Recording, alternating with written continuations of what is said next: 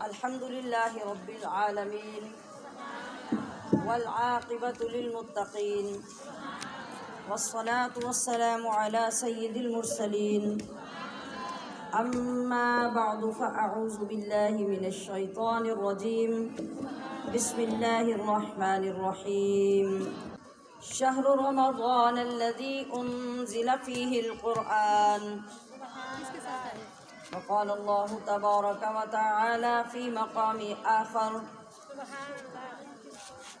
قل لا أسألكم عليه أجرا إلا المودة في القربى صدق الله مولانا العظيم وبلغنا رسوله النبي الكريم الأمين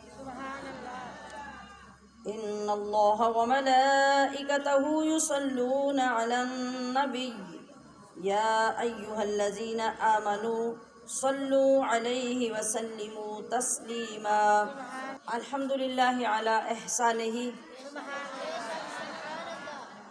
ہر سال کی طرح پہلے ہی ہفتے میں بڑی بارگاہ میں حاضری نصیب ہو رہی ہے، اور وہ بڑی بارگاہ کون سی ہے؟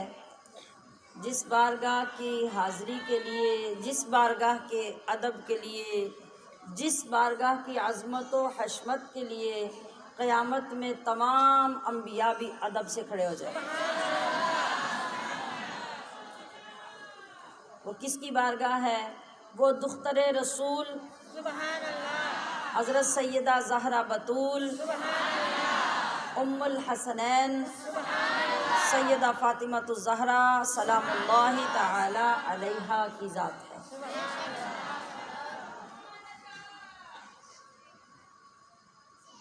ہمارا سلسلہ چونکہ ہر روز دورہ قرآن کا ہوتا ہے، لیکن یہ بھی ہماری ترتیب میں شامل ہوتا ہے کہ جس مقدس ہستی کی بارگاہ میں ہمیں بالخصوص حاضری نصیب ہو رہی ہو، ہم اس کی خدمت میں خراج عقیدت پیش کریں، اظہار تشکر کریں، اللہ کی بارگاہ میں ان کے وسیلے سے اپنی نجات اور اپنی مغفرت کی دعا کریں. یہی سلسلہ، یہی ترتیب اور یہی چین ہے جو ہمیں مصطفیٰ کریم علیہ السلام کے قدموں تک پہنچاتی ہے. اب آپ سلام اللہ علیہا کی سیرت، آپ کے اخلاق، آپ کی تعلیمات، آپ کی عبادت و ریاضت، آپ کے کردار پر پچھلے 17 سالوں میں ہر سال پہ بیان ہوا ہے، اور یہ سارے بیان آپ کے پاس اب ماشاءاللہ نیٹ پہ موجود ہیں. جتنی جس کو محبت ہے وہ وہاں سے وہ بیان نکال کے پھر سنیں اپنے ایمان کو تازہ کریں. ہم اپنے ٹائم لیمٹ میں رہتے ہوئے آپ کی بارگاہ میں عقیدتوں کے خراج بھی پیش کریں گے، اور لاریب کتاب کی تلاوت سے بھی ان لمحات کو یاد کریں گے جن لمحات میں یہی قرآن سیدہ فاطمہ کے سامنے جبریل آ کے حضور کے ساتھ پڑھا تھا.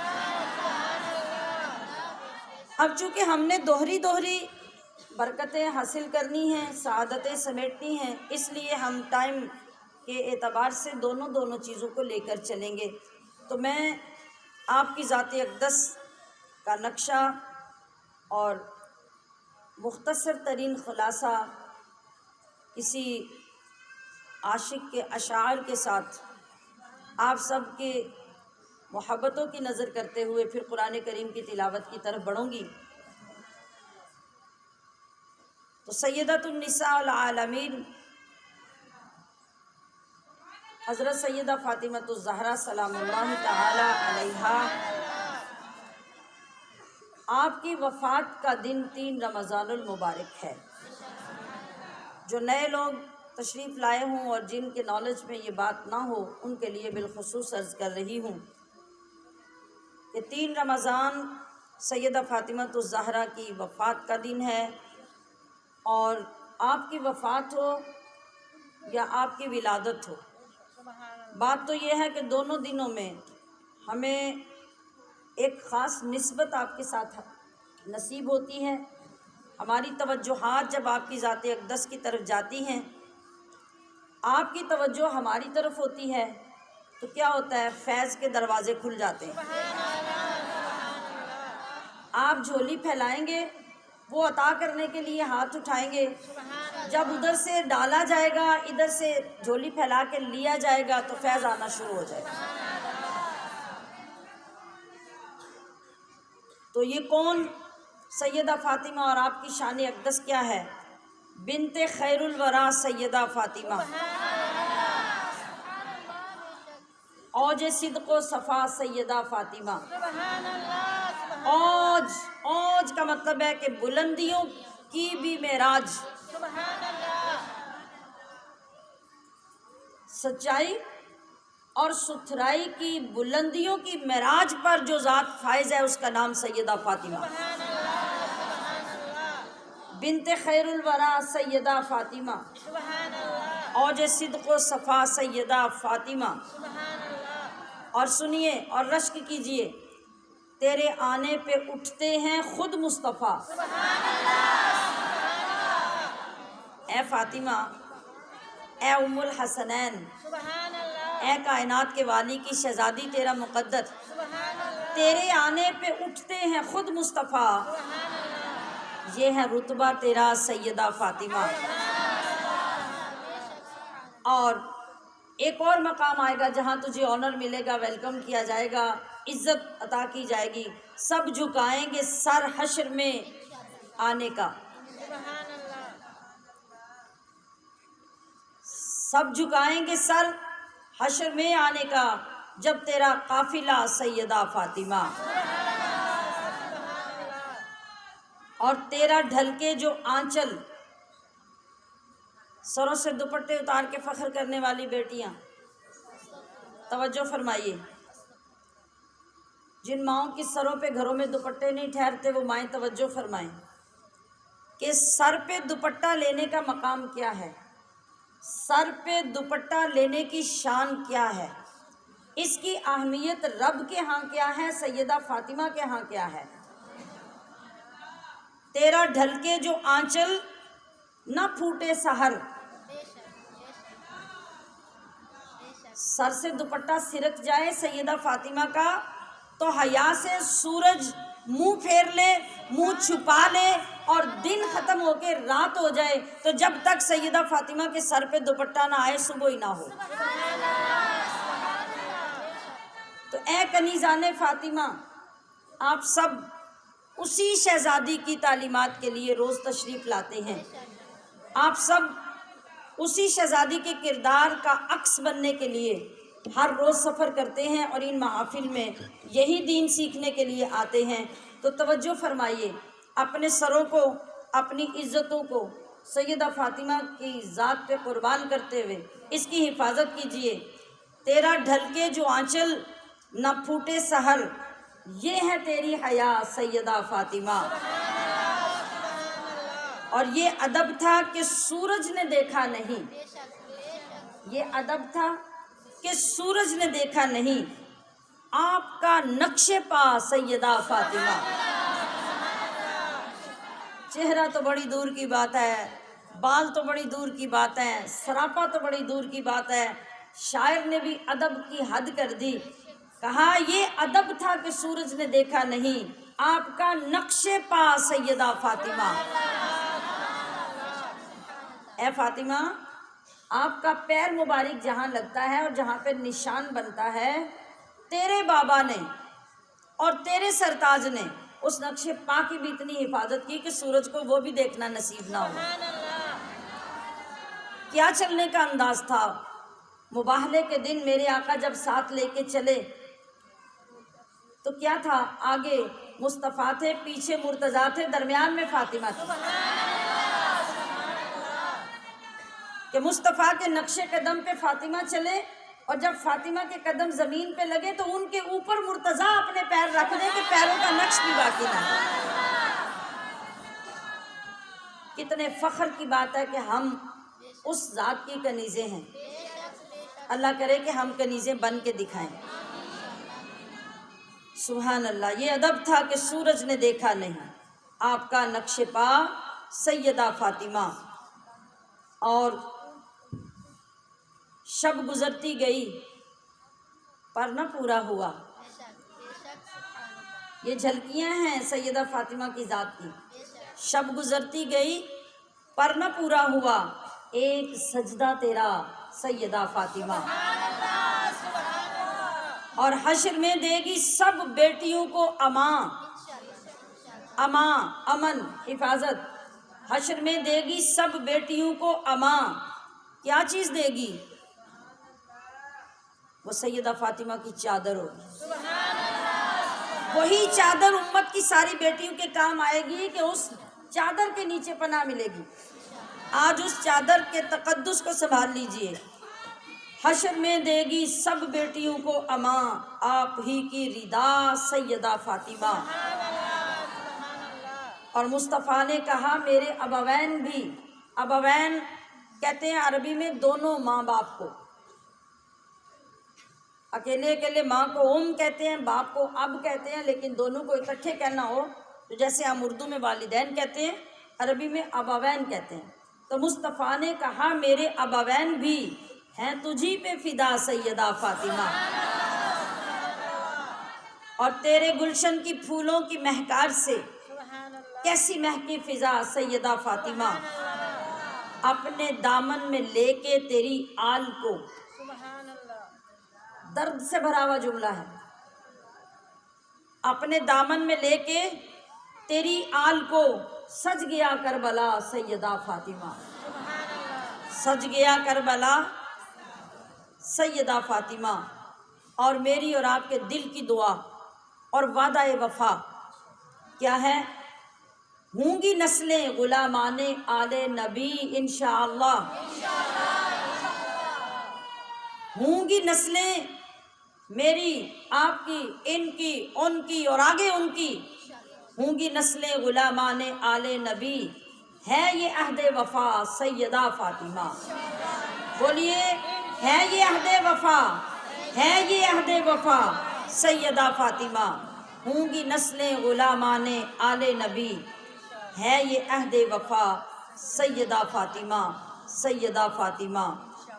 اور اب ہماری التجا ہے اس بارگاہ میں، آپ بھی کریں، میں بھی کر رہی ہوں، کہ یا سیدہ تیرے بابا کی امت پریشان ہے، یا سیدہ تیرے بابا کی امت پریشان ہے، ہاتھ دیجئے اٹھا سیدہ فاطمہ، دعا کیجئے آپ کے بابا کی امت سے پریشانیوں کے پہاڑ ٹوٹ جائیں، ختم ہو جائیں۔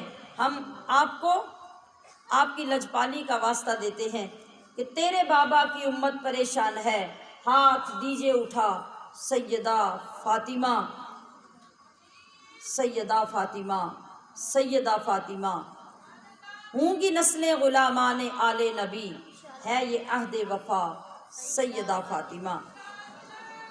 آج اللہ کے فضل و کرم سے اپنی اپنی محبتوں کے خراج پیش کرتے ہوئے الحمدللہ آپ سب نے اپنے جو ہدیے بھی پیش کیے آپ کے ایصال ثواب کے لیے، اور آج کا ماشاءاللہ بہترین جو ختم پاک کا اہتمام بھی ہوا، وہ سب بھی ہم لے کر سیدہ طیبہ فاطمہ رضی اللہ تعالی عنہا کی بارگاہ میں حاضر ہوئے ہیں۔ اللہ کریم اسے قبول فرمائے، اور یہ نیت کر لیجئے کہ آج آپ جتنی تلاوت کریں گے، جو سنیں گے، اس سب کا اجر و ثواب بھی سیدات النساء العالمین کی بارگاہ میں پیش کیا جائے گا۔ جو لنگر کا اہتمام ہوا جس میں آپ سب کا، آپ کے علاوہ باہر کے بہت سے لوگوں کا پارٹیسپیٹ ہوا، اور ان لوگوں نے اپنی خدمات محبتوں کی صورت میں، لنگر کے انتظام کی صورت میں پیش کی، یہ سب ہم ہزاروں عقیدتوں کے ساتھ سیدہ کی بارگاہ میں پیش کرنے جا رہے ہیں۔ جن لوگوں نے بہت سے کلام پاک پڑھے، قرآن شریف پڑھے، بہت سے وظائف پڑھے، وہ سب بھی یہ پیش کیے گئے، اللہ کریم ان کو بھی اپنی بارگاہ میں قبول فرمائے۔ تو آگے اگلے سبق کی طرف بڑھتے ہیں۔ آپ قرآن شریف کی طرف توجہ فرمائیے۔ اعوذ باللہ من الشیطان الرجیم، بسم اللہ الرحمن الرحیم۔ یا ایہا الذین آمنوا اذا قمتم الى الصلاة فاغسلوا وجوہکم وأیدیکم الى المرافق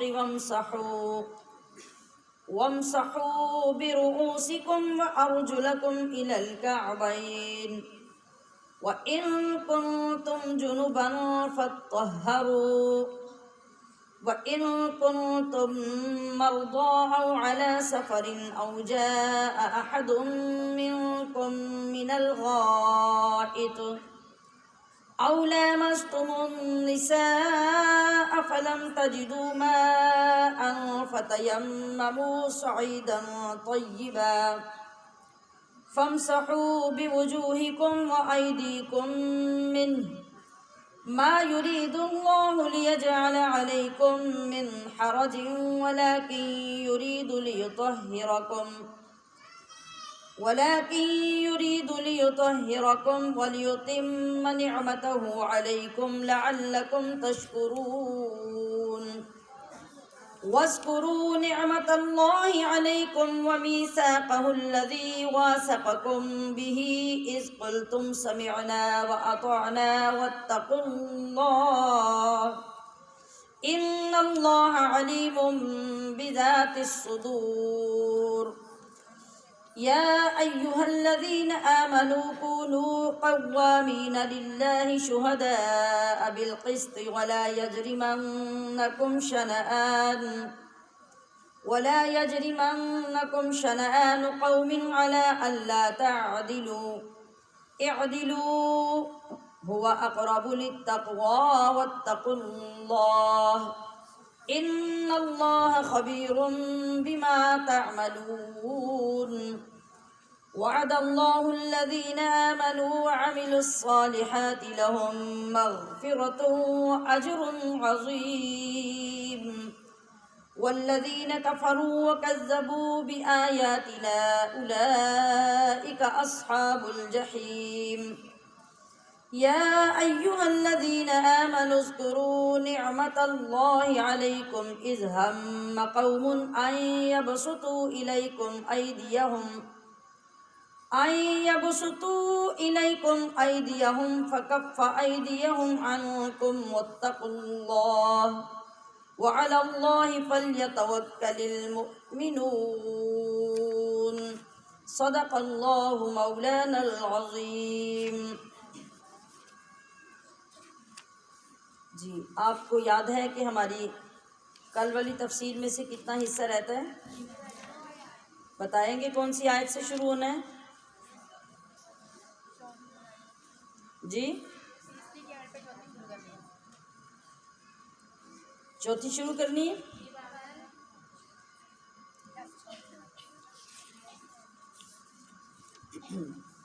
یسألونک ماذا احل لہم۔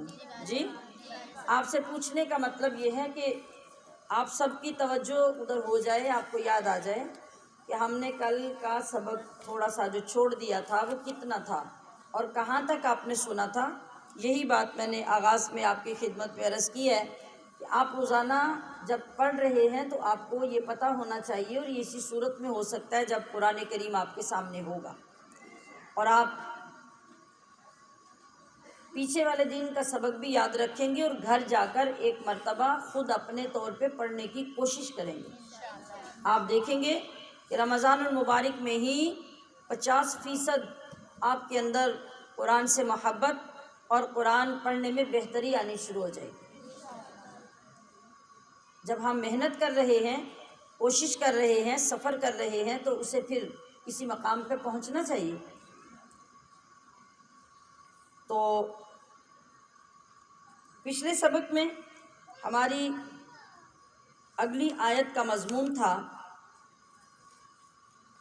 یسألونک ماذا احل لہم۔ یہ سورہ مائدہ کی آیت نمبر 4 ہے۔ یہ کل کے سبق میں سے 2 آیتیں ہماری رہ گئی تھیں۔ ارشاد باری تعالی ہے یسألونک ماذا احل لہم. یسألونک کا مطلب ہے کہ سوال کرتے ہیں آپ سے اے محبوب صلی اللہ علیہ وسلم، سوال کرتے ہیں آپ سے. کس چیز کا سوال ہے؟ ماذا احل، کیا چیز حلال کی اللہ نے لہم ان کے لیے، یا کیا چیز حلال کی گئی ان کے لیے.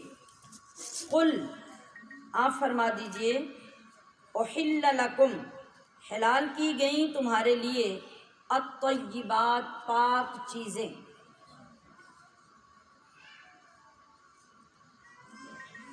وما علمتم اور وہ جنہیں تم نے سدھا لیا ہو.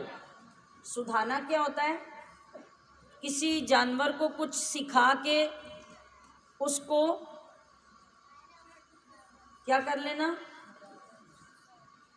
کیا کرتے ہیں اس کو کیا کہتے ہیں آپ؟ جب کسی جانور کو کچھ سکھا کے آپ تیار کرتے ہیں اسے کہتے ہیں کہ یہ سدھایا ہوا جانور ہے. کوئی بھی جانور آپ پالتے ہیں، طوطے کو لے لیں، وہ طوطے کو جو آپ بولی سکھاتے ہیں نا وہ سدھایا ہوا ہوتا ہے.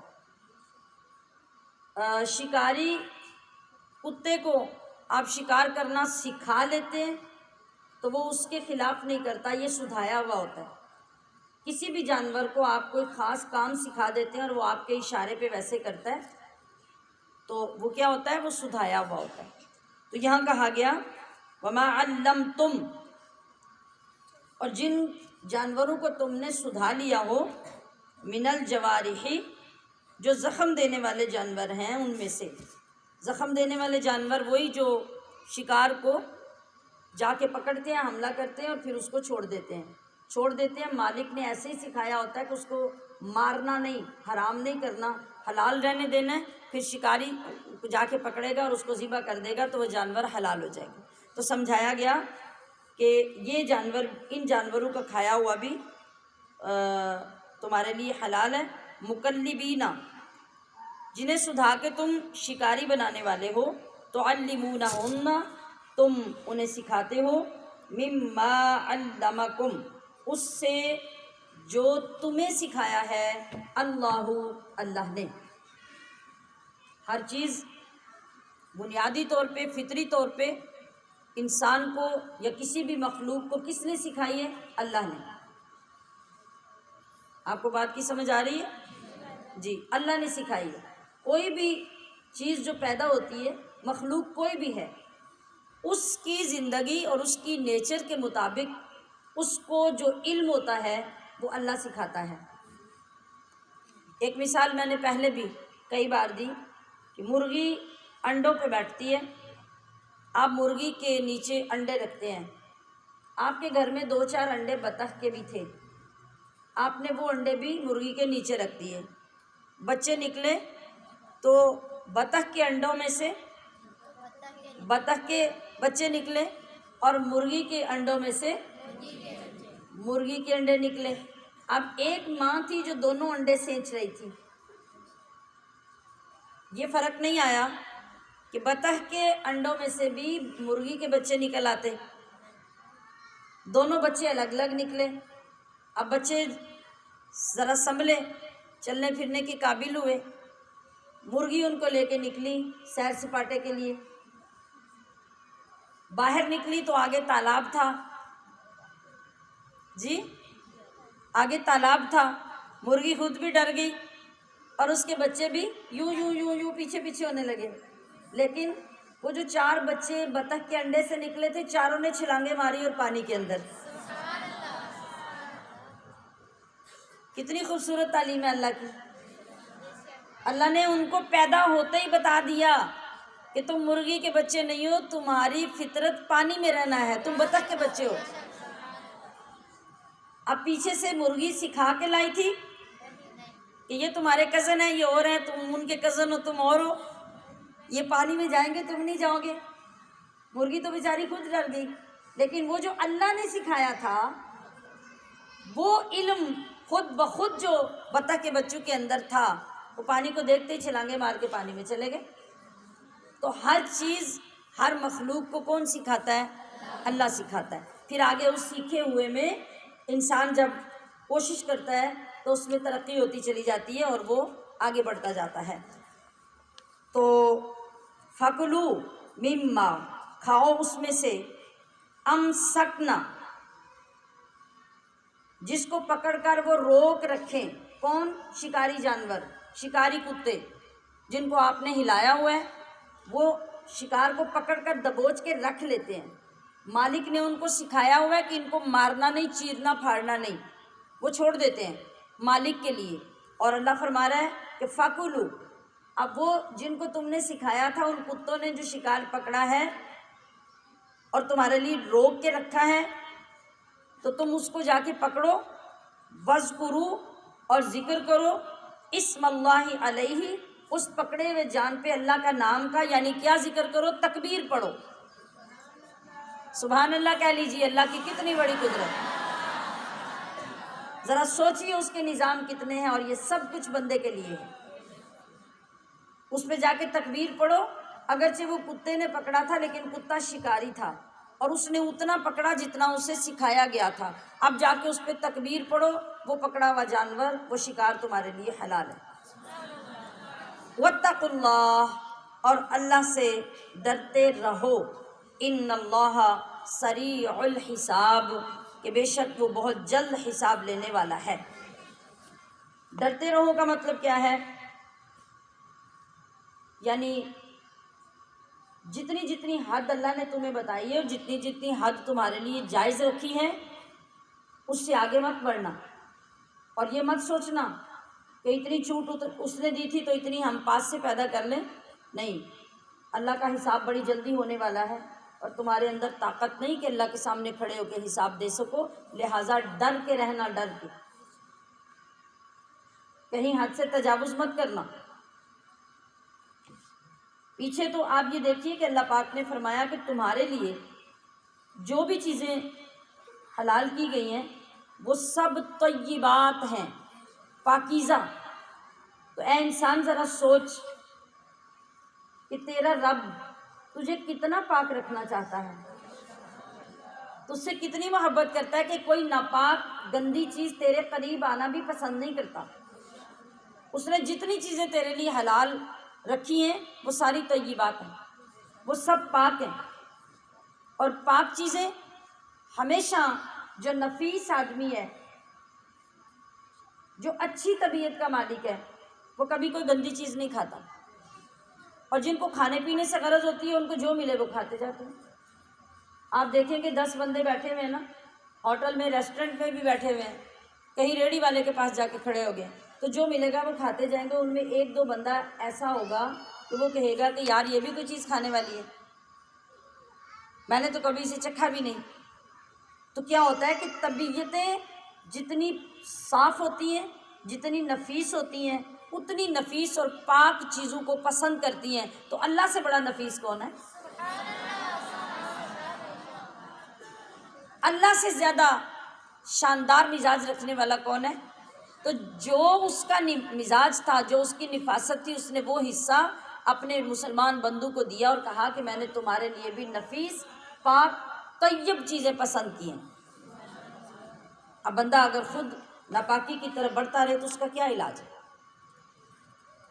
جی، اب آگے جو میں نے تھوڑی سی بات عرض کی کہ جو شکاری کتا جو شکار کرتا ہے، اس کا حکم کیا ہے کہ اس کو پہلے اچھی طرح سدھا لو، اس کو اچھی طرح سکھا لو، جب وہ تیار ہو جائے گا تو پھر اس کا پکڑا ہوا جانور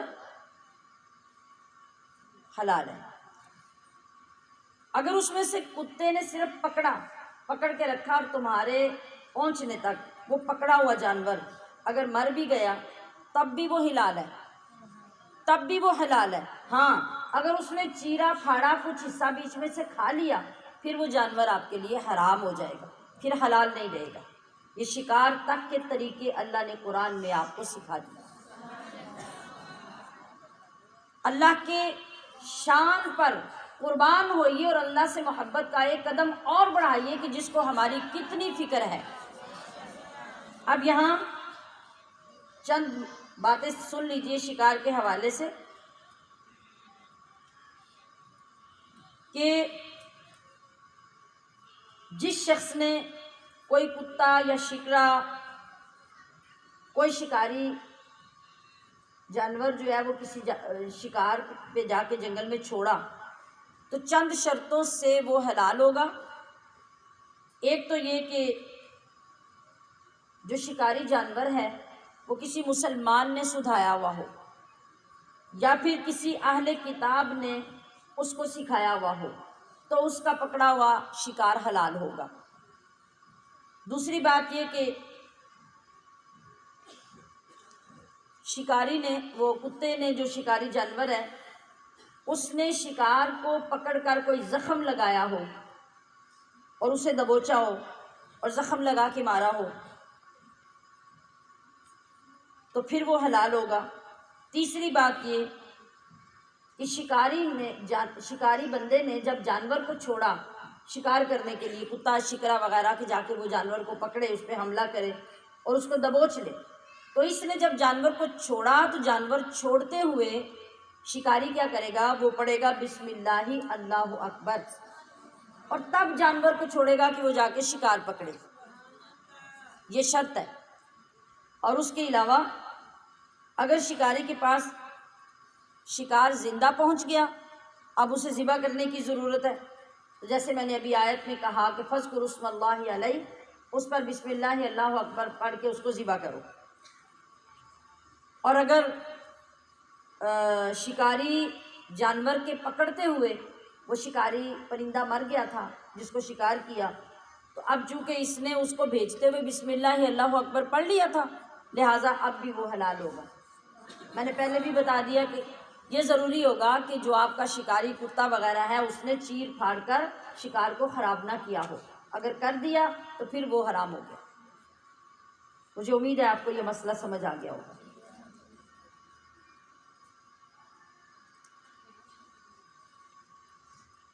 آگے ارشاد ہوا الیوم احل لکم الطیبات، اللہ فرما رہا ہے کہ آج حلال ہوئی تمہارے لیے پاک چیزیں۔ آج کب؟ آج 3 رمضان کو؟ کیا مراد ہے آج سے؟ پیچھے سبق کو یاد کریں، کل والے کو۔ الیوم اکملت لکم دینکم واتممت علیکم نعمتی ورضیت لکم الاسلام دینا۔ جب اللہ نے آخری آیات نازل فرمائی، جب نبی کریم صلی اللہ علیہ وسلم خطبہ حجۃ الوداع میں میدان عرفات میں موجود تھے اور یہ آخری قرآن کی آیتیں نازل ہو رہی تھی، تو اس وقت اللہ نے فرمایا کہ آج تمہارا دین مکمل ہو گیا۔ مکمل ہونے کا مطلب ہے کہ اب قیامت تک لوگ اسی قرآن سے ہدایت لیں گے، کوئی اور نئی چیز نہیں آئے گی۔ یہ اس دن کی بات ہو رہی ہے، آج دین مکمل ہو گیا، اور یہی بات آگے آ رہی ہے کہ الیوم احل لکم الطیبات، اور آج میں نے تمہارے لیے پاک چیزوں کو حلال کر دیا۔ اور وطعام الذین، اور کھانا ان لوگوں کا بھی حلال کر دیا، اوتوا الکتاب، جن کو کتاب دی گئی، جن کو کتاب، میں اس پہ ابھی عرض کرتی ہوں، آپ کی بہت ساری کنفیوژن ابھی دور ہو جائے گی۔ حل لکم، تمہارے لیے حلال ہے، وطعامکم، اور تمہارا کھانا، حل لہم، اہل کتاب کے لیے حلال ہے، والمحصنات، اور پاک دامن عورتیں، من المؤمنات، مومن عورتوں میں سے، والمحصنات، اور پاک دامن عورتیں، من الذین، ان میں سے، اوتوا الکتاب، جن کو کتاب دی گئی، من قبلکم، تم سے پہلے، اذا، جب، آتیتموہن، تم انہیں دو، اجورہن، ان کے مہر، حق کے مہر، محسنین، نکاح کی قید میں لاتے ہوئے، غیر مصافحین، نہ کہ مستی نکالتے ہوئے، یعنی ناجائز اور حرام عورتوں سے تعلق پیدا کر کے بدکاری کرنے کے لیے نہیں، بلکہ نکاح کر کے نیک نیتی سے ان کو نکاح کی قید میں لاتے ہوئے جب تم مہر مقرر کرو تو ان کو مہر دو۔ اور کسی بھی عورت سے تعلق بنانا یا اس کے ساتھ شادی کرنا کس لیے؟ اللہ کے حکم کے لیے، اس کی عزت وقار کے لیے، اپنی نسلیں حاصل کرنے کے لیے، رسول اللہ کی امت کو بڑھانے کے لیے یہ نیت نکاح کی ہونی چاہیے۔ ولا متخذی اخدان، اور نہ یہ کہ عورتوں کے ساتھ چوری چھپے معاشقے چلائے جائیں، ان سے حرام دوستیاں کی جائیں، آشنا بنائے جائیں، ایسی نیت اللہ کے ہاں قطعاً نہ قابل قبول ہے، نہ قابل تعریف ہے، بلکہ یہ مردود ہے۔ ومن یکفر، اور جو منکر ہو بالایمان، ایمان کا، فقد حبط، تو بے شک اکارت ہو گیا۔ اکارت ہونے کا کیا مطلب ہے؟ ضبط ہو گیا، برباد ہو گیا، ضائع ہو گیا۔ کیا؟ عملہ، اس بندے کا عمل، وہوا، اور وہ، فی الآخرتی، آخرت میں، من الخاسرین، خسارہ پانے والوں میں۔ خسارہ کیا ہوتا ہے؟ خسارہ کیا ہوتا ہے؟ نقصان۔ جو ایسا کرے گا اس کا آخرت میں جو نقصان ہوگا اس کو کوئی بھرنے والا نہیں ہوگا، کوئی اس کی ریکوری نہیں ہوگی۔ اب یہاں پہ یہ رکوع مکمل ہو گیا جو کل کا سبق رہتا تھا۔ آج میں نے اس وجہ سے آگے صرف ایک رکوع پڑھا ہے تاکہ آج ہمارے سبق کا بیلنس ہو جائے۔ آج چونکہ تھوڑا ٹائم ختم پاک کے موضوع پہ بھی لگ گیا، اس وجہ سے آج ہم یہاں ایک ہی اگلا رکوع پڑھ کے مکمل کریں گے، اور انشاءاللہ کل سے آگے پھر ہمارا پڑھنے کا زیادہ ہو جائے گا۔ ویسے مجھے آپ سے یہ پوچھنا ہے کہ آپ جو اس طریقے سے قرآن پاک کے ایک ایک لفظ کو پڑھ بھی رہے ہیں، سن بھی رہے ہیں، اور اس کے معانی بھی سمجھ رہے ہیں، آپ کو ایسا پڑھنے میں کیا محسوس ہو رہا ہے؟ کیا آپ کو اللہ کے کلام کی عظمت سے اور اللہ کے کلام سے محبت حاصل ہو رہی ہے؟ کیا آپ کو لگ رہا ہے کہ یہ کتاب پڑھنے والی تھی، ہم نے ساری زندگی نہیں پڑھی؟ تو بس ہم نے یہی کوشش کی ہے کہ ابھی ہم زندہ ہیں، اللہ کے فضل سے اگر ایک دن بھی قرآن کی محبت میں مل گیا اور اگلے دن ہم مر گئے تب بھی زندگی سمجھ جائے گی۔ تو اس کی قدر کیجئے، اس کے قریب ہوئیے، اور اس کے قرب کے ذریعے اللہ کا قرب حاصل کرنے کی کوشش کیجیے۔ اب جب آپ یہ پڑھ رہے ہیں نا تو بغیر سمجھے، بغیر درست کیے آپ 2 سپارے بھی گھر میں پڑھ لیں، اس پڑھنے سے ایک رکوع سمجھ کر پڑھ لینا جس سے آپ کو پتہ چلے کہ میرے رب نے میرے لیے قرآن میں کیا کہا ہے، یہ زیادہ افضل ہوگا۔ اسی کو گھر میں جا کے دوبارہ دہرائیں، خود پڑھیں، جو پڑھا ہوا ہے اس کو ذہن میں لائیں۔ آپ دیکھیں کہ ہر دن میں آپ کے اندر اسلام کی اور قرآن کی روشنی داخل ہوتی چلی جائے گی انشاءاللہ العزیز۔ تو جاگ کے قرآن پاک کو دیکھیے، محبت سے دیکھیے اور توجہ سے سنیے۔ اب رکوع تبدیل ہوا، موضوع بھی تبدیل ہوا۔ ابھی بڑا خوبصورت موضوع اگلے رکوع میں آ رہا ہے، وہ ہے یا ایھا الذین آمنو، بول کے ترجمہ کیجئے۔ نہیں، یہ کوئی آواز نہیں ہے۔ اے ایمان والو۔ اذا جب بھی جہاں بھی آئے گا اس کا مطلب ہوتا ہے جب۔ قم تم، جب تم کھڑا ہونا چاہو، کہاں؟ الی الصلاۃ، نماز کے لیے۔ ماشاءاللہ، اب تو آپ خود ترجمہ پڑھنے لگ گئے ہیں، نماز کے لیے۔ فاغسلوا، تو دھو لیا کرو۔ فاغسلوا، یہ جو ہم کہتے ہیں نا غسل کیا، غسل کیا، یہ غسل اسی سے ہے، بلکہ یہ لفظ اسی سے ہے۔ غسل کا مطلب ہوتا ہے دھونا، اب سارے بدن کو دھونے کا نام غسل ہے۔ تو فاغسلوا، دھو لیا کرو۔ آگے وضاحت کر دی کہ کیا دھونا ہے، سارا بدن دھونا ہے یا کچھ تھوڑا حصہ؟ تو فرمایا وجوہکم، اپنے چہرے دھو لیا کرو، وایدیکم، اور اپنے ہاتھوں کو دھو لیا کرو، الی المرافق، کوہنیوں تک۔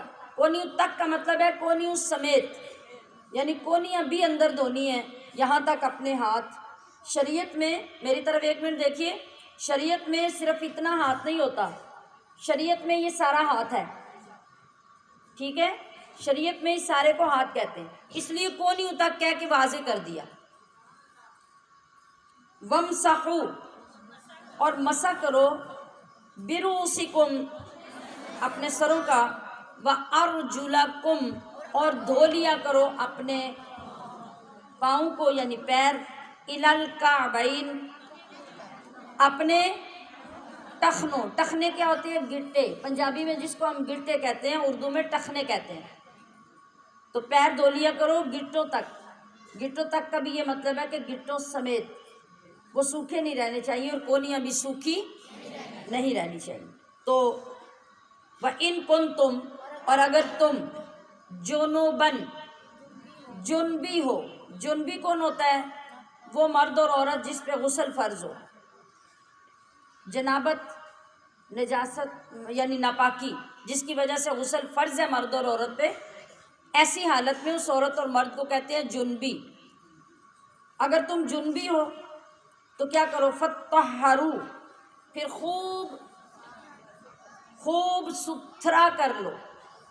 اب کس کو ستھرا کرنا ہے؟ سارے بدن کو، یعنی اچھی طرح غسل کرنا ہے۔ وَإِن كُنتُمْ اور اگر تم مرضی مریض ہو، او یا واؤ کا مطلب ہوتا ہے اور، کبھی ہوتا ہے ساتھ، کبھی ہوتا ہے حالانکہ، اور او کا مطلب ہوتا ہے یا، علی سفرن سفر میں ہو، او کیا معنی ہے؟ یا جاء آیا ہو، احدن کوئی ایک، منکم تم میں سے، من الغائط حاجت کے بعد، حاجت کے بعد یعنی رفع حاجت، بیت الخلا واش روم سے آپ فارغ ہو کے آئے ہیں، پیشاب سے، پاخانے سے، تو کیا کریں؟ اب تمہارے لیے پاکی حاصل کرنا ضروری ہے۔ یہ پیچھے کے ساتھ جوڑا جا رہا ہے کہ یہ ساری وہ وجہ ہیں جن کے بعد شریعت کے حکم کے مطابق طہارت کرنا ضروری ہے۔ او لامستم یا صحبت کی ہو تم نے، النساء عورتوں سے، فلم تجدو ان سارے کاموں کے بعد، کون سے کام؟ اگر تم جنبی ہو، اگر تم مریض ہو یعنی پانی سوٹ نہیں کرتا، اگر تم سفر پہ ہو کہ وہاں پانی کا کوئی انتظام نہیں، دور دور تک پانی کوئی نہیں، یا تم بیت الخلا یعنی واش روم سے ہو کر آئے ہو، یا تم میں سے کسی نے اپنی بیوی سے صحبت کر لی ہو، اور ان کاموں کے کرنے کے بعد اب تمہارے پاس پانی نہیں ہے کہ اگر غسل کی ضرورت ہے تو غسل کر سکو، اگر وضو کی ضرورت ہے تو وضو کر سکو، پانی نہیں ہے تو کیا کرو؟ فتیمموا تم تیمم کر لو۔ کیا کر لو؟ تیمم کر لو۔ کیسے کرنا ہے یا اللہ تیمم؟ ہمیں تو نہیں پتا تیمم کیا ہوتا ہے، کس سے کرنا ہے؟ اللہ نے فرمایا صعیدن طیبا، پاک مٹی لے لو، پاک مٹی، اور پاک مٹی سے تیمم کر لو، اور اس کو کیا کرو؟ اس کو گھول کے لگانا نہیں ہے اوپر، بلکہ فمسحوا بوجوہکم، مٹی کے اوپر ہاتھ پھیر کے یعنی مسح کی طرح، فمسحوا کا مطلب ہے مسح کی طرح ہاتھ پھیر کے ان کو جھاڑو اور اپنے چہروں پہ یوں کر لو، وَأَيْدِيكُم مِّن اور اسی مٹی کے اوپر ہاتھ لگا کے اپنے ہاتھ کا میں نے بتا دیا نا کہ یہ یہاں تک شریعت میں ہاتھ ہے، کونی تک، اور اپنے ہاتھوں پر بھی۔ اور ما یرید اللہ، اللہ تم سے اتنا پیار کرتا ہے کہ تمہیں مشکل میں دیکھنا ہی نہیں چاہتا، تمہاری مشکل اس سے برداشت ہی نہیں ہوتی۔ یہ ہے نا پیار کی باتیں جو ہمیں پڑھنے سے اب پتہ چلیں گی کہ اللہ کتنا پیار کرتا ہے ہم سے اور ہم اس سے کتنا پیار کرتے ہیں۔ تو ما یرید اللہ، اللہ بالکل نہیں چاہتا، لیجعل علیکم کہ وہ ڈالے تم پر، من حرج کوئی تنگی، وہ تمہیں آسانیوں میں رکھنا چاہتا ہے، ریلیکس رکھنا چاہتا ہے۔ ولیکن یرید اور لیکن وہ یہ چاہتا ہے، یہاں یہ چاہتا ہے، لیطہرکم تاکہ وہ تمہیں خوب پاک کرے، ولیتم اور یہ کہ وہ پوری کرے، نعمتہ اپنی نعمت، علیکم تم پر، لعلکم تاکہ تم تشکرون کیا کرو؟ اب بتائیے شکر کرنا بنتا ہے کہ نہیں؟ اتنا کچھ اللہ نے بتایا، اتنے کام کرنے کو کہا اور آخر پہ کتنی آسانی دے دی، تو شکر بنتا ہے کہ نہیں؟ تو اللہ یہی فرما رہا ہے کہ میں تمہیں مشکل کام بتا کے ان سب کو کینسل کروا کے تمہیں آسانی کی طرف لے آتا ہوں، اور دل میرا یہ کرتا ہے کہ میرا بندہ میرا شکر کرتا رہے۔ اور وَاذْكُرُوا، اور یاد کرو، نعمت اللہ کی نعمت، علیکم اپنے اوپر، وَمِيثَاقَهُ الَّذِي، اور اس وعدے کا ذکر کرو، وَاثَقَكُم بِهِ، جو اس نے پختہ یا پکا لیا تھا تم سے۔ اور وہ کس طرح لیا تھا؟ اذ قلتم، جب تم نے اس کے حکم کے بعد یہ کہا تھا، سمعنا، ہم نے سن لیا یا اللہ، جو تو نے کہا ہم نے سن لیا، واطعنا، اور ہم نے اس کو مان لیا، واتقوا اللہ، اور تم سب اللہ سے ڈرتے رہو، ان اللہ علیم، بے شک اللہ خوب جانتا ہے، بذات الصدور، جو تمہارے دلوں کے اندر کی باتیں ہیں، کوئی جانے یا نہ جانے، کسی کو سمجھ آئے یا نہ آئے، لیکن جو تمہارا اللہ ہے نا، وہ تمہارے دلوں کے اندر ڈوبی ہوئی باتوں کو بھی جانتا ہے، اور کبھی کبھی تم خود بھی نہیں ان کو جانتے مگر تمہارا اللہ جانتا ہے۔ اس کی مثال کیا ہے؟ ابھی آگے چل کے، یعنی یہاں سے ہم چلے، وہاں گیٹ پہ جا کے ہم کیا کرنے والے ہیں، بعض اوقات ہمیں پتہ نہیں ہوتا، اکثر نہیں پتہ ہوتا، اللہ کو وہ بھی پتہ ہے۔ خدا نہ خواستہ ایسا وقت نہ آئے، لیکن میں ایک مثال دینے لگی ہوں۔ آپ یہاں سے نکلے، نیکی کی، محفل سنی، مسائل سنے، قرآن سنا، بڑے نیک بنے، نیکی اکٹھی کی، یہاں سے اٹھے، گیٹ پہ گئے، کسی کی سونے کی انگوٹھی گر گئی تھی وہاں پہ، اور اس کو پتہ نہیں چلا، آرام سے نظر بچا کے اٹھائی، پرس میں ڈالی، گھر چلے گئے۔ اچھا مجھے یہ بتائیے کہ جب آپ یہاں سے نکلے تھے، آپ کا ارادہ تھا کہ کسی کی انگوٹھی گرے گی تو میں اٹھاؤں گی، یا آپ کو پتہ تھا کہ وہاں پہ انگوٹھی گری ہوگی تو میں اٹھا لوں گی؟ رب کو پتہ تھا، رب کو پہلے ہی پتہ تھا کہ آپ ابھی اٹھ کے کیا کرنے والے ہیں۔ علیم بذات الصدور، اس لیے اس کو کہا گیا۔ تو اللہ ہمیں اتنا جانتا ہے جتنا ہم خود بھی اپنے آپ کو نہیں جانتے۔ جی، تو یہاں پیچھے میں نے آپ کو جو چند باتیں بتائی ہیں، ایک الیوم احل لکم الطیبات، اچھا یہ تو رکوع مکمل ہو گیا۔ ابھی جو ہمارا نماز والا رکوع شروع ہوا ہے، نماز میں ہمیں وضو کا طریقہ بتایا گیا اور تیمم کی گنجائش دی گئی ہے۔ یہاں آپ دیکھیے، میں نے آپ کو یہ بتایا کہ اذا قمتم الی الصلاۃ فاغسلوا وجوہکم، چہرے دھو لو اپنے، ایک بات، وایدیکم، اور اپنے ہاتھ کونیوں تک دھو لو، دو باتیں، وامسحوا برؤوسکم، سروں کا مسح کر لو، تین باتیں، وارجلکم الی الکعبین، گٹوں تک اپنے پیر دھو لو، کتنی باتیں ہو گئیں؟ پیچھے والے لوگ بھی بولے کتنی باتیں؟ چار۔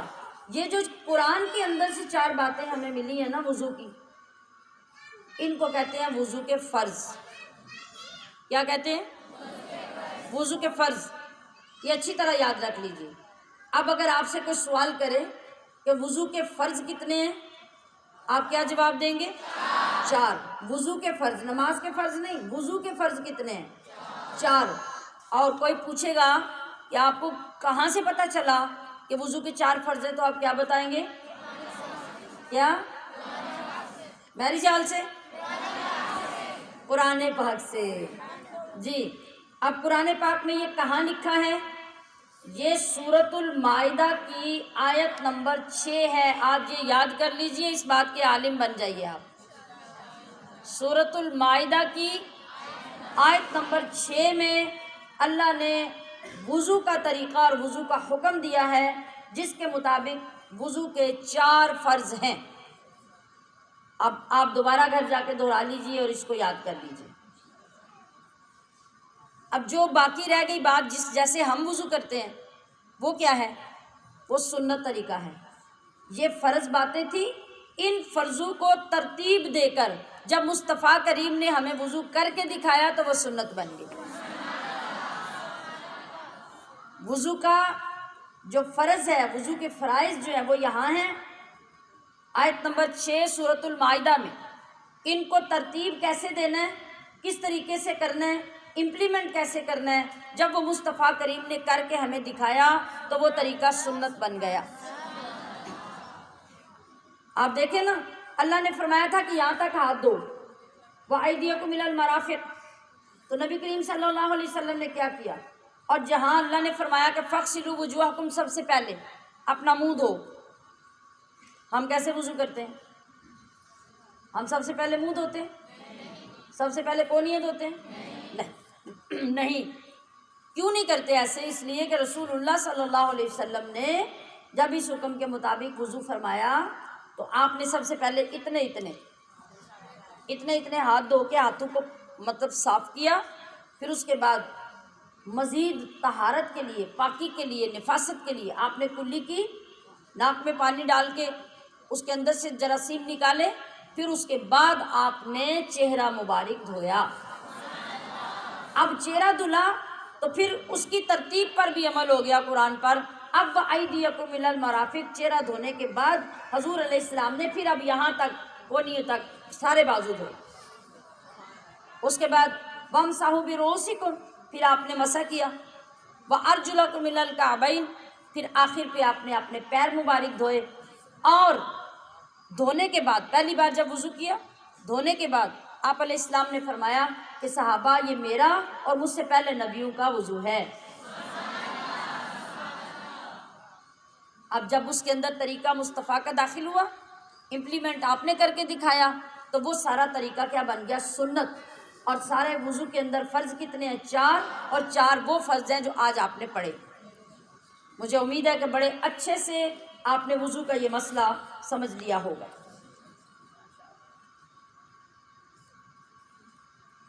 اور یاد رکھیے کہ ہمیں جتنا حکم دیا گیا ہے، یعنی ہاتھوں کو یہاں تک دھونا، پیروں کو ٹخنوں تک دھونا، چہرے کو یہاں سے یہاں، یہ پوری ٹکیا چہرے کی جو ہے اس کو احتیاط سے دھونا۔ فقہا کہتے ہیں کہ احتیاط یہ ہے کہ دھونے میں مبالغہ کرو، تھوڑا تھوڑا زیادہ بھیگ جائے چہرہ، کونیاں تھوڑی سی اوپر تک بھیگ جائیں، ٹخنے گٹے تھوڑے سے اوپر تک بھیگ جائیں، یہ زیادہ اچھا ہے، اس سے کہ کہیں غلطی سے کوئی تھوڑا سا سوکھا نہ رہ جائے۔ اگر سوکھا رہ گیا تو وہ دوزخ کا بالن بن جائے گا۔ اب اگلا جملہ سنیے، اگر سوکھا رہ گیا تو وہ دوزخ کا بالن بن جائے گا، اور اگر سارا دھل گیا تو جتنا زیادہ دھلے گا اس کے اوپر نور آ جائے گا، وہ منور ہو جائے گا۔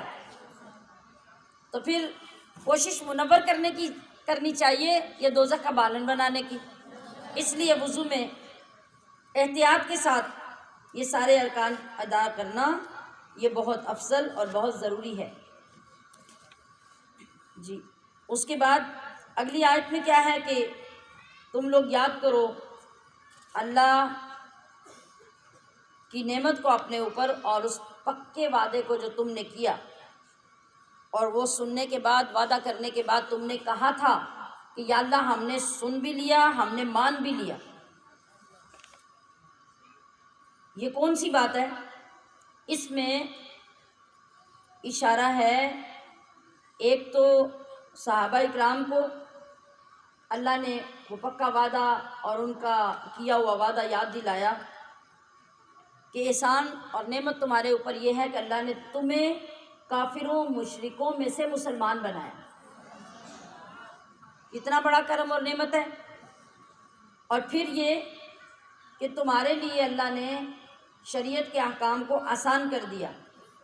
پھر تمہارے اوپر اور نعمت کیا نازل کی کہ ساری کائنات کی زمین کو مصطفیٰ کے صدقے تمہارے لیے مسجد بنا دیا۔ جہاں مرضی پاک صاف خشک زمین پہ مصلی بچھا کے نماز پڑھو، رب قبول کرے گا، اور جہاں سے مرضی پلاٹ خرید کے جا کے مسجد بنا لو، مسجد بن جائے گی۔ کتنا بڑا احسان ہے۔ ایک تو اس طرف اشارہ ہے، دوسرا یہ کہ جو رسول اللہ صلی اللہ علیہ وسلم کے دست اقدس پہ بیعت کرتے ہوئے بیعت عقبہ کی رات میں اور بیعت رضوان میں تم نے میرے مصطفیٰ سے جو وعدے کیے ان وعدوں کو یاد کرو۔ اور وہ وعدہ کیا تھا؟ سمعنا واطعنا، کہ یا رسول اللہ آپ جو بھی ہمیں حکم دیں گے ہم ہمیشہ مانیں گے۔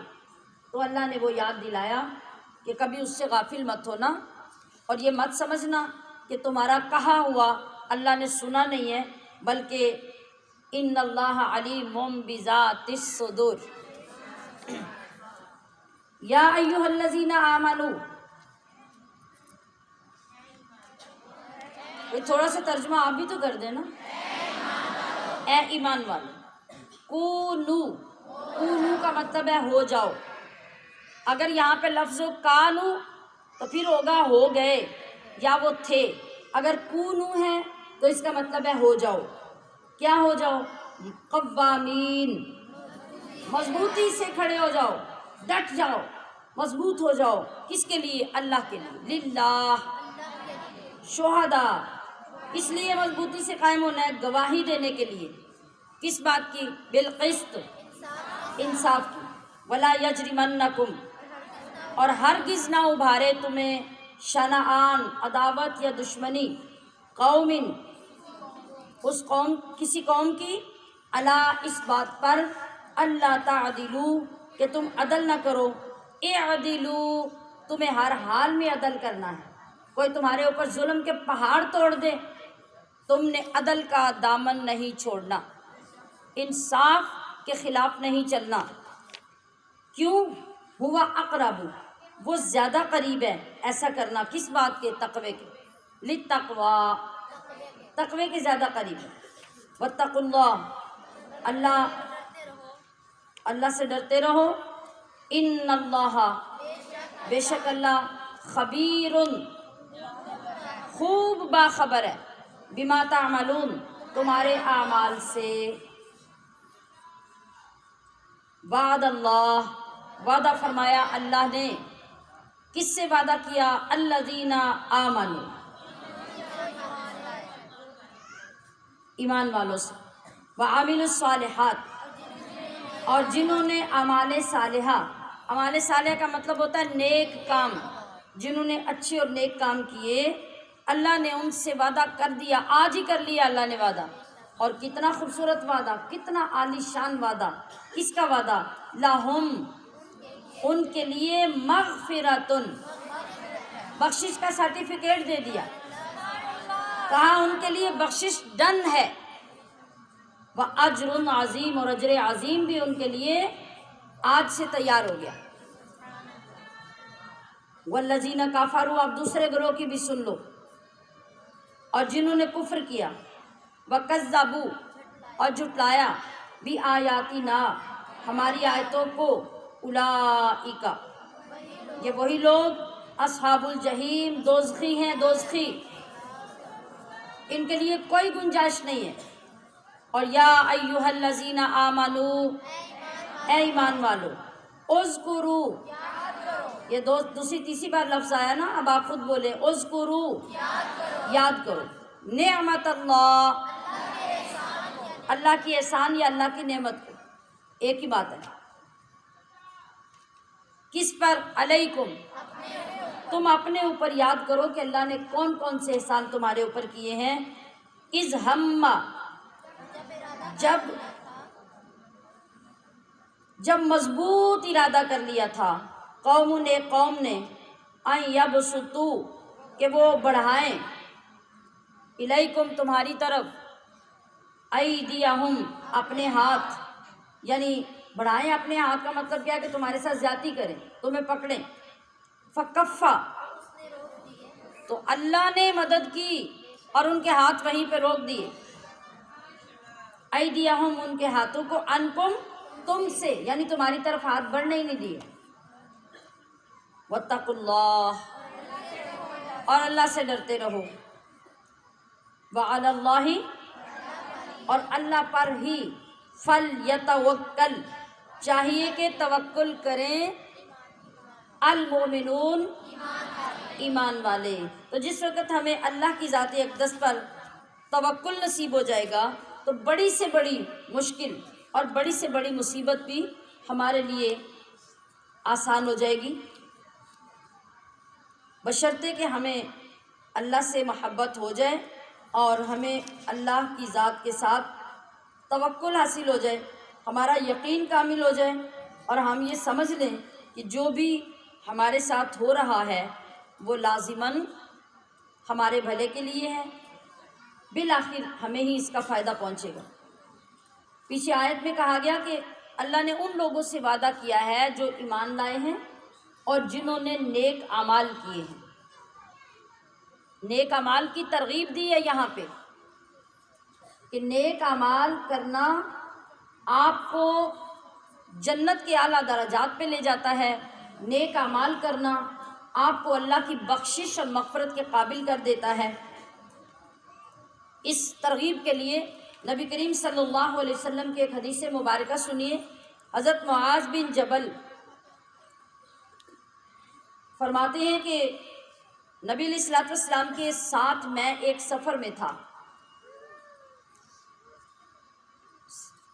یعنی سفر میں جیسے قافلہ جا رہا ہے تو میں اس قافلے کے اندر تھا، تو اس سفر میں جو کئی دنوں کا سفر تھا، چلتے چلتے میں حضور کے قریب چلا گیا اور جب قریب ہوا تو میں نے عرض کی یا رسول اللہ صلی اللہ علیہ وسلم، مجھے آپ ایسا عمل بتائیے جو مجھے جنت میں داخل کرے اور جہنم سے دور کر دے۔ تو نبی علیہ الصلوۃ والسلام نے ارشاد فرمایا، اے معاذ، تو نے مجھ سے بہت بڑی بات کا سوال کر دیا ہے، یعنی ایک ہی سوال میں بہت بڑی بات پوچھ لی ہے تو نے۔ البتہ جس کے لیے اللہ آسان فرما دے اس کے لیے آسان ہے۔ آپ دیکھیے نبی علیہ السلام کے احساس دلانے کا طریقہ، کہا معاذ ایک جملے میں جو بات تم نے پوچھی ہے یہ کوئی چھوٹی سی بات نہیں کہ تو کرے تو جنت میں چلا جائے، یہ تو بہت بڑی بات ہے جو تم نے پوچھ لی، لیکن سن، جس کے لیے اللہ آسان کر دے تو اس کے لیے یہ بہت بڑی بات بھی آسان ہو جاتی ہے۔ اور فرمایا کہ جنت میں جانے کے لیے، آپ توجہ سے سنیے، ہے ارادہ جنت میں جانے کا؟ تو جنت کی ٹکٹ لینی پڑتی ہے نا، تو ٹکٹ لینے کے لیے نبی علیہ السلام نے معاذ بن جبل کو بتا دیا کہ یہ ٹکٹ ہوگی تو جنت میں چلے جاؤ گے۔ تو کیا کرنا شروع کر دو؟ سب سے پہلے یہ کہ اللہ کی عبادت شروع کر دو، کسی کو اس کے ساتھ شریک مت ٹھہراؤ، نماز قائم کرو، زکوٰۃ ادا کرو، رمضان کے روزے رکھو، بیت اللہ کا حج کرو۔ پھر ارشاد فرمایا کہ میں تمہیں نیکی کے دروازے نہ بتا دوں؟ پہلے تو نیکیاں بتائی نا، پہلے نیک عمل بتائے، اب کہا کہ ان کے دروازوں کا پتہ بھی نہ بتا دوں کہ کون کون سے دروازے ہیں ان کے، کن کن سے گزر کے تم جا سکتے ہو؟ فرمایا کہ روزہ ڈھال ہے تمہارے اور دوزخ کے درمیان، ایک آڑ بن جائے گا، اور صدقہ، اگر صدقہ دو گے تو وہ گناہوں کو اس طرح بجھا دیتا ہے جیسے پانی آگ کو بجھا دیتا ہے، اور رات کے درمیانی حصے میں اٹھ کر انسان کا نماز پڑھنا بھی گناہوں کو بجھا دیتا ہے۔ پھر ارشاد فرمایا میں تمہیں ساری چیزوں کا سر، سرا، ستون اور ان کی کوہان، یعنی ان کی سب سے جو ٹاپ کی چیز ہے وہ نہ بتا دوں؟ انداز دیکھیے نا میرے آقا کا، کریمانہ انداز، مشفقانہ انداز، کہ میں تمہیں یہ بھی نہ بتا دوں، یہ بھی نہ بتا دوں، تمہیں آسانیاں ہوتی چلی جائیں اور تمہارے لیے سب کرنا پاسبل ہو جائے۔ تو معاذ کہتے ہیں میں نے عرض کی یا رسول اللہ ہاں ضرور بتائیے۔ فرمایا تمام چیزوں کا سر اسلام ہے، اسلام کے بغیر کوئی عبادت تمہاری قبول نہیں ہے۔ اور پھر اس کا ستون یعنی اسلام کا ستون نماز ہے، اور اسلام کی کوہان یعنی ٹاپ وہ جہاد کرنا ہے اللہ کی راہ میں۔ اچھا اب آگے پھر فرمایا، یہ بتانے کے بعد پھر کہا کہ میں تمہیں ان ساری چیزوں کی ایک ہی اصل نہ بتا دوں؟ عرض کی یا رسول اللہ کیوں نہیں، آپ ضرور ارشاد فرمائیے۔ اب مجھے دیکھنا پڑے گا، آپ کو میری طرف دیکھیے۔ آپ نے ارشاد فرمایا میں نے جتنی چیزیں آپ کو بتائی ہیں معاذ، اگر تم ان سب کی اصل کہ جس کی وجہ سے تم یہ کر سکتے ہو تمہیں وہ نہ بتا دوں، ایک ہی بات میں بات ختم ہو جائے؟ تو عرض کی یا رسول اللہ ضرور بتائیے۔ پھر آپ صلی اللہ علیہ وسلم نے اس طرح اپنے ہاتھ مبارک سے یوں کر کے ایسے اپنی زبان کو پکڑا اور فرمایا اسے روک لو، اس زبان کو روک لو، بس یہ تمہاری ساری عبادتوں کی اصل ہے۔ اگر تم نے اس پہ عمل کر لیا تو سب کچھ کرنا تمہارے لیے آسان ہو جائے گا۔ سبحان اللہ۔ اور پھر اس کے اگینسٹ میں آگے جو کفار کے لیے فرمایا وہ آپ نے سن لیا کہ کافروں کا حشر کیا ہوگا، اور مومن کی چھوٹی چھوٹی نیکیاں اس کو کتنی بلندیوں پر لے جائیں گی۔ اللہ رب العزت ہمیں اپنی اس مقدس کتاب کے ایک ایک لفظ کو محبت سے سننے، سمجھنے اور اس پہ عمل کرنے کی توفیق عطا فرمائے، اور یہ خدمت جو قرآن کریم کی اللہ پاک ہم سے لے رہا ہے اسے قیامت تک جاری و ساری فرمائے۔ وما علیہ الا البلاغ المبین۔